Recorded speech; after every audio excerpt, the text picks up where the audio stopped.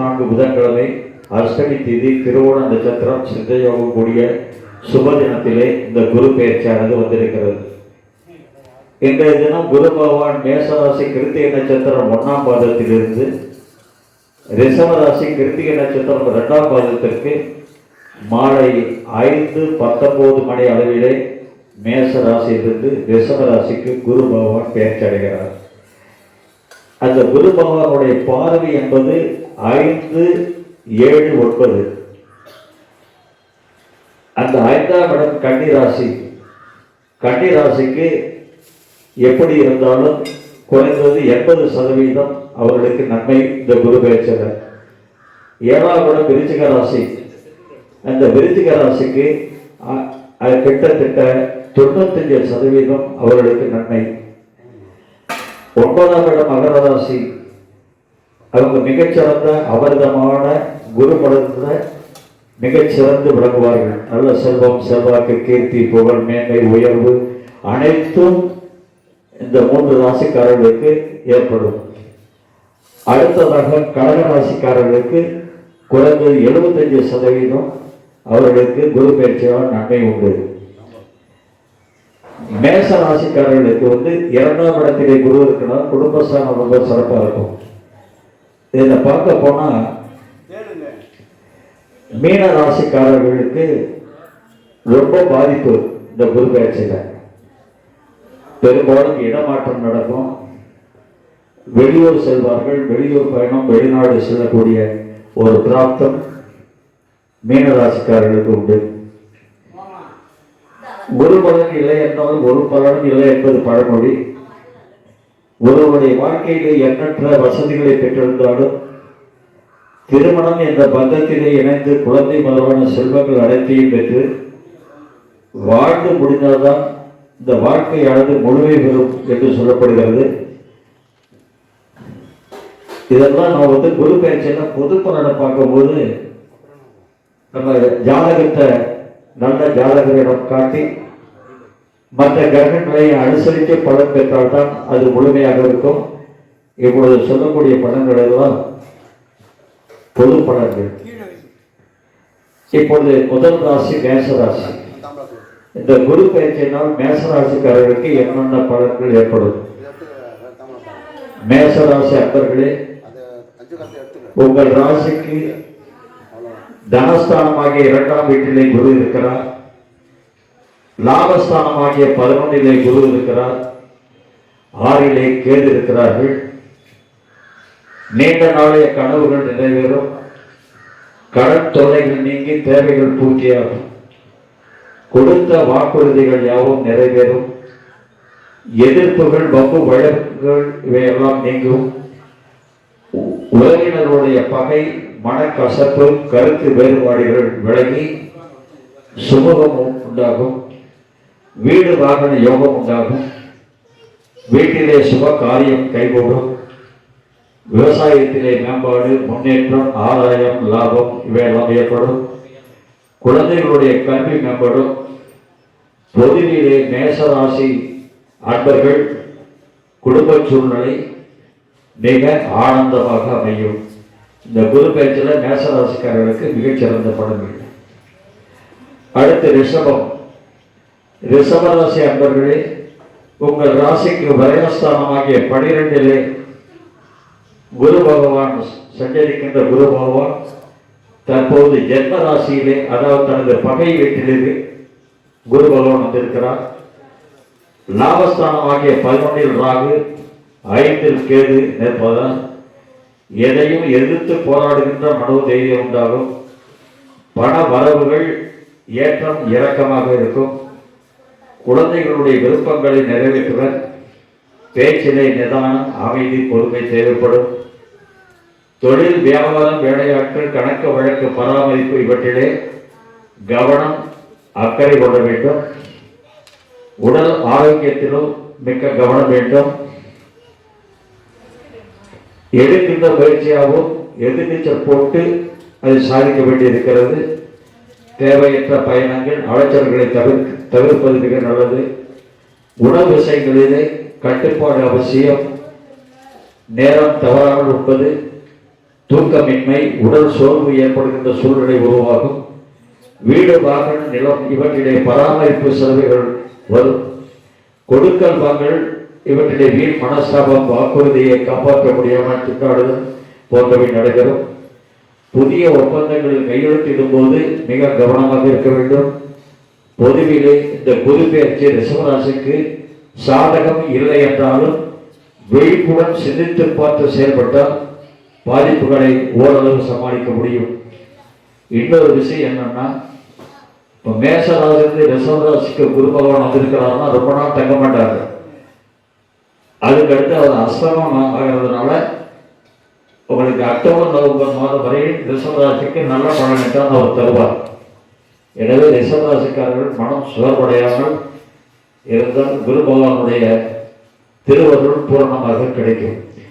அடுத்து மிருகராசி என்பவர்களே, உங்கள் ராசிக்கு பிரகஸ்தானமாகிய 12ஆம் வீட்டிலே குரு பகவான் சஞ்சாரம் செய்கிறார். 9லே சனி, 4லே கேது, 10ஆக நிற்பதால் குடும்பத்தில் சுப செலவுகள் உண்டாகும். தேவையற்ற வீண் அலைச்சல்களை தவிர்ப்பது நல்லது. தொழில் வியாபார வேற்றிலே நேரடி ஈடுபாடு அவசியம், இல்லை என்றால் ஏமாற்றம் ஏற்படலாம். தொழில் ரகசியங்களை பாதுகாப்பாக வைத்துக் கொள்வது நல்லது. தொழில் வியாபார நிமித்தம் வெளியூர் வெளிநாடுகளிலே தங்க வேண்டிய சூழ்நிலை உருவாகும்.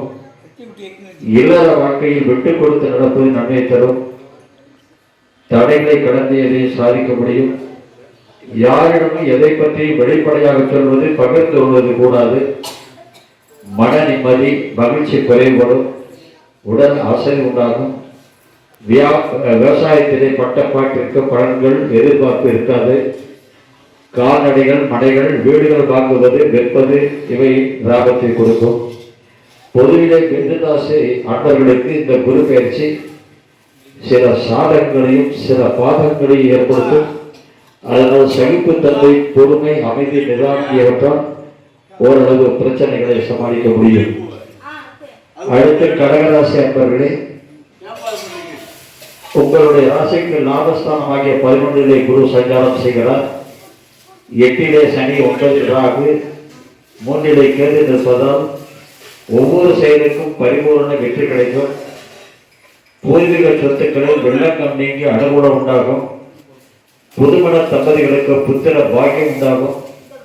குழந்தைகளால் நல்ல அதிர்ஷ்டங்கள் இருக்கும்.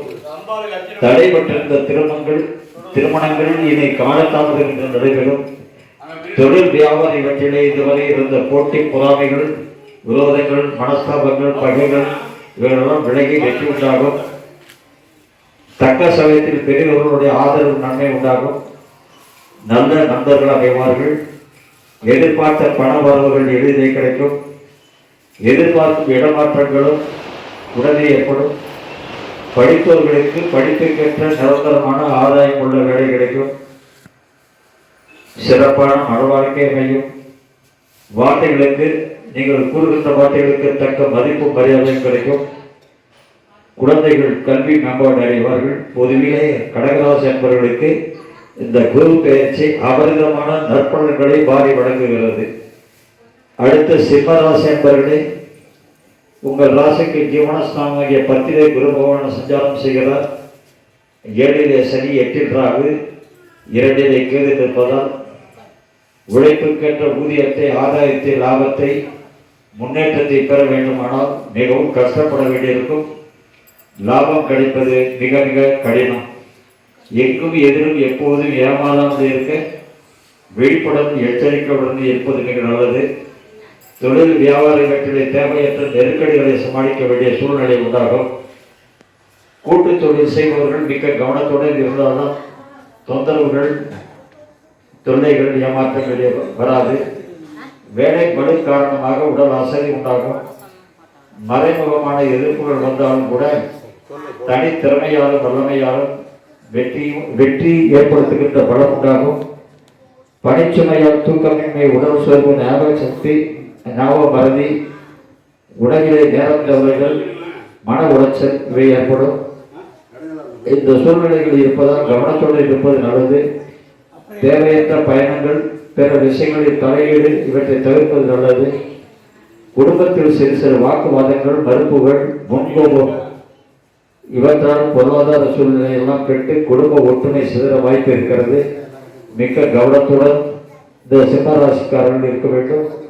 மேல் அதிகாரிகளுடைய சொல் கேட்டு நடப்பது நல்லது. ஆணவம், கர்வம், தலைக்கணம் இவற்றை தவிர்ப்பது நல்லது. குழந்தைகளினால் மன உளைச்சல், கோபம் இருக்கும். நிதானமாக, பொறுமையாக, அமைதியாக சமாளிக்க வேண்டும். பொதுவிலே சிம்மராசி என்பவர்களுக்கு இந்த குரு பயிற்சி எதிர்பார்த்த நன்மைகளுக்கு பதிலாக திறமைகளுக்கு சவாலாக அமைகிறது. அடுத்து கன்னிராசி என்பவர்களே, உங்கள் ராசிக்கு 9ஆம் இடம் பாக்கியஸ்தானத்தில் குரு பகவான் சஞ்சாரம் செய்கிறார். 6லே சனி, 7லே ராகு, அதே கன்னிராசியில் கேது இருப்பதால் உடல்நலம் சீராகி சுறுசுறுப்புடன் செயலாற்றுவார்கள். சகல சுபங்கள், சௌபாகியங்கள், ஐஸ்வர்யங்கள் பெறுகின்ற வாய்ப்பு உண்டாகும். எல்லா காரியங்களிலும் முழுமையாக வெற்றி வாகை சூடுவார்கள். தொழில் வியாபார அபிவிருத்தியினால் அபரிதமான ஆதாயம் உண்டு. தனித்திறமையோடு பணியிலே நன்கு செயல்பட்டு தனி கௌரவம் ஏற்படுகின்ற வாய்ப்பு உண்டு. வெளிநாடுகளிலிருந்து நல்ல செய்திகளை பெறுவார்கள். உடல் ஆரோக்கியம் நன்றாக இருக்கும். பயணங்கள் லாபத்தை தரும். குடும்பத்திலே மகிழ்ச்சி தாண்டவமாடும். நினைத்த காரியம் நினைத்தபடி நிறைவேறும். குடும்பத்திலே ஒற்றுமை கூடும். பிரிந்த உறவினர்கள் ஒன்று சேர்வார்கள். வீடு வாகன யோகங்களும் உண்டு. பொருளாதார நிலை உயரும். பண வருகை எதிர்பார்ப்புக்கு மேல் வரும். பெரியவர்களுடைய ஆசைகளும் ஆதரவும் கிடைக்கும்.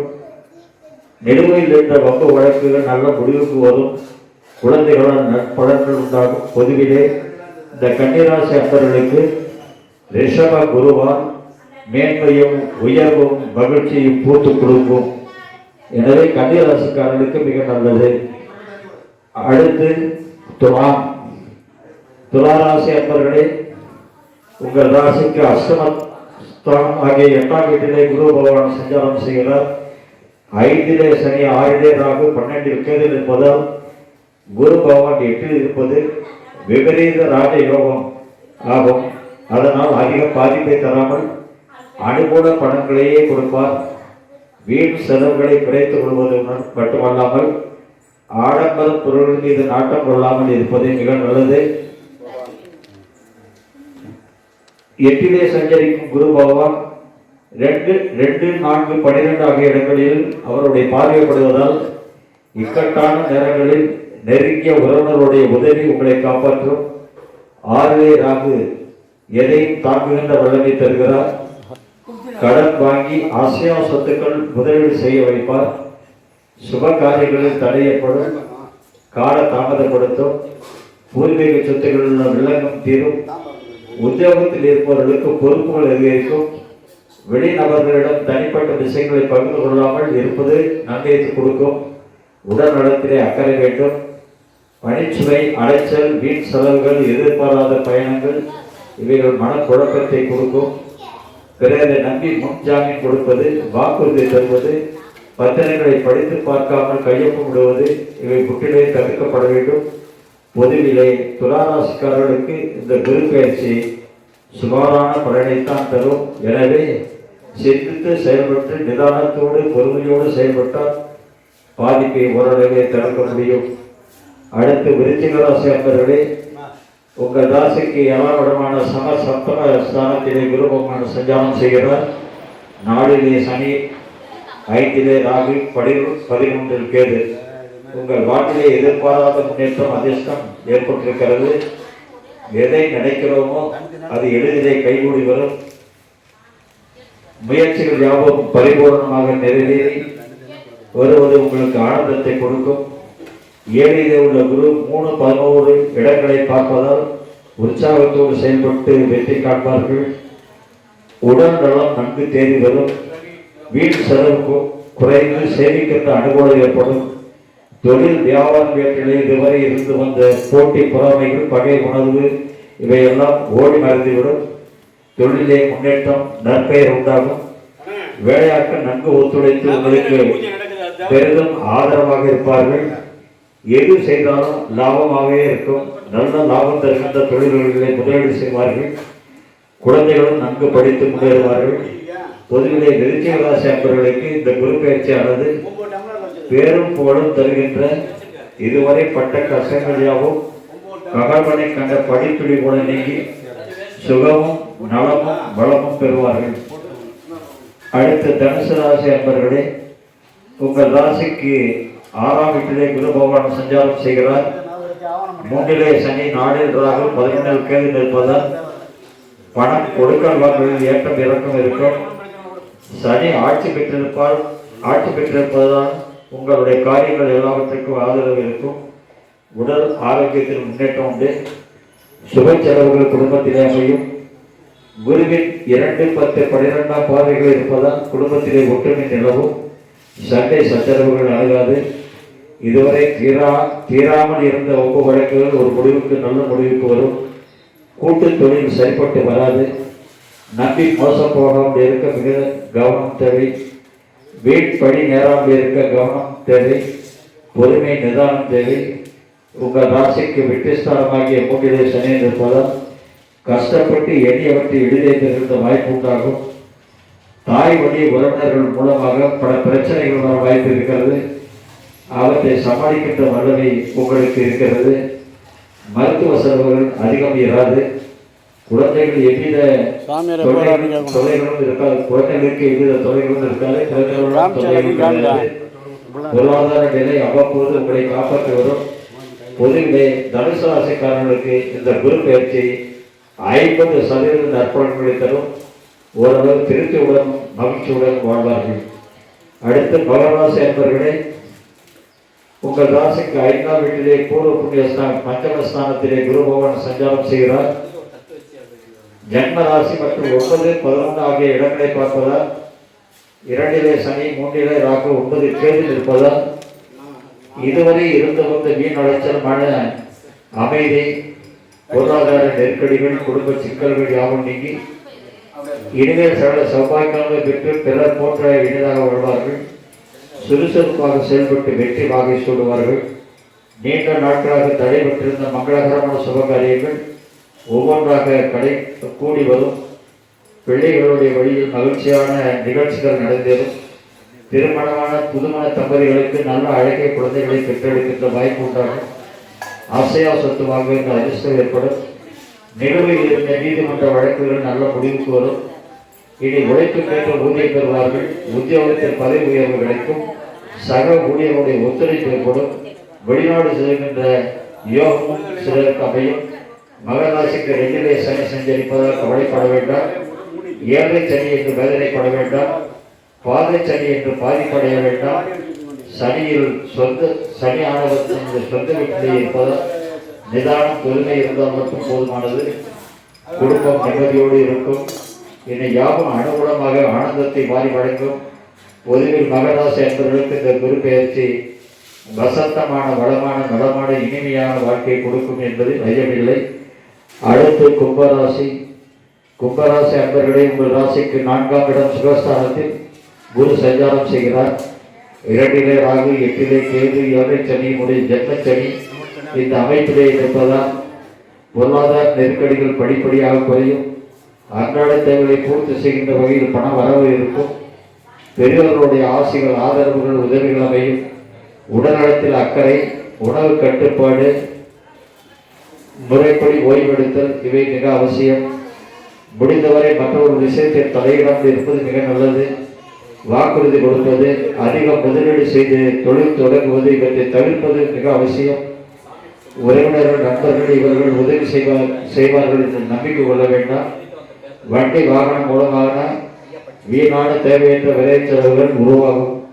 எனவே சிந்தித்து செயல்படுவது நல்லது. வீடு வாகனம் பொழுதுபார்க்கும் செலவுகள் உருவாகும். வெளியூர் பயண செலவுகள் தவிர்க்க முடியாமல் இருக்கும். மருத்துவ செலவுகள் அவ்வப்போது செய்ய வேண்டியிருக்கும். புத்திர வகையில் மன சஞ்சலம் ஏற்படும். எதிலும் எப்போதும் நிதானத்துடன் செயல்படுவது நல்லது. பொதுவில் கும்பராசி என்பவர்களுக்கு இந்த குரு பெயர்ச்சியால் அவ்வளவு நற்பலன்கள் ஏற்படும் என்று சொல்ல முடியாது. பாதிப்புகள் மிகுதியாக இருக்கும். கவனத்துடன் செயல்படுவது மிக மிக நல்லது. அடுத்து மீனராசி என்பவர்களே, உங்களுடைய ராசிக்கு முயற்சி ஸ்தானமாகிய 3ஆம் வீட்டிலே குரு சஞ்சாரம் செய்கிறார். 12ல் சனி, ஏழிலே ராகு ஜென்மராசியில் ராகு 7 கேது நிற்பதால் அபரிதமான முன்கோபம் வரும். அவற்றை தவிர்ப்பது மிக மிக அவசியம். அதனால் ரோசப்படுவதால் நட்பு உறவு இவற்றிலே பிளவு பிரிவு ஏற்படும். வீண் மனஸ்தாபங்களும் வீண் பழிகளும் ஏற்படும். சக்திக்கு மீறிய செலவுகள் ஏற்படும். பண வரவு குறைவாக இருக்கும். நினைப்பது ஒன்று நடப்பது ஒன்றாக இருக்கும். கடன்பட வேண்டியிருக்கும். அதனால் பல இடையூறுகளை சந்திக்க நேரிடும். குரு 7, 9, 11 ஆகிய இடங்களை பார்ப்பதால் சுப காரியங்கள் வீட்டில் நடைபெற வாய்ப்பு இருக்கிறது. தொழிலே அதிக முதலீடு வேண்டாம். கணக்கு வழக்கிலே கவனம் தேவை. தேவையற்ற பயணங்கள். விவசாயத்தில் ஆதாயம் இல்லை. உத்தியோகத்தில் மாற்றம் உண்டு. பேசும் பேச்சால் விவித விளைவுகள். ஆசை வார்த்தையால் ஏமாற்றம். தேவையற்ற குடும்ப சிக்கல்கள் பிரச்சனைகள் இவற்றால் மன சோர்வு இவையெல்லாம் உண்டாகும். உழைப்புக்கேற்ற ஊதியம் கிடைக்காது. கல்வி தொழில் மந்த நிலை ஏற்படும். இவற்றால் குழப்பங்கள் ஏற்பட எவ்வித நன்மையை ஏற்பட போவதில்லை. பொதுவிலே இறை வழிபாட்டால் இந்த இடைவெளி சமாளிக்க முடியும். குழந்தை வழிபாடு மீனராசிக்காரர்களுக்கு மிக மிக அவசியம். இதுவரை சொல்லப்பட்டதெல்லாம் பொது பலன்கள். உங்களுடைய ஜாதகத்தில் இருக்கக்கூடிய குரு பகவான் அவருக்கு அதி தேவதை தட்சிணாமூர்த்தி. எனவே தட்சிணாமூர்த்தியும் வணங்கினால் மிக நல்லது என்று சொல்லப்படுகிறது. அவருக்கு போய் தட்சிணாமூர்த்திக்கு போய் கொண்டக்கிழமாக மஞ்சள் உடையெல்லாம் அணிவிக்கக்கூடாது. குரு பகவானுக்கு தான் அதை அணிவிக்கணும். எனவே நீங்கள் குரு பகவானை நன்றாக வேண்டி வியாழக்கிழமை தோறும் விளக்கேற்றி வழிபட்டால் உங்களுக்கு ரொம்ப நல்லது. எனவே இந்த குரு பயிற்சியினால் இந்த படங்களை எல்லாம் நல்லா அனுசரித்து அதற்கு தகுந்தவாறு கவனத்தோடு எச்சரிக்கையோடு நிதானத்தோடு பொறுமையோடு நடந்து கொண்டால் உங்கள் வாழ்விலே வசந்தம் வீசும் என்று இந்த நேரத்திலே இந்த குரு பயிற்சி பலனாக நான் சில கருத்துக்களை கூறினேன். மிக்க நன்றி.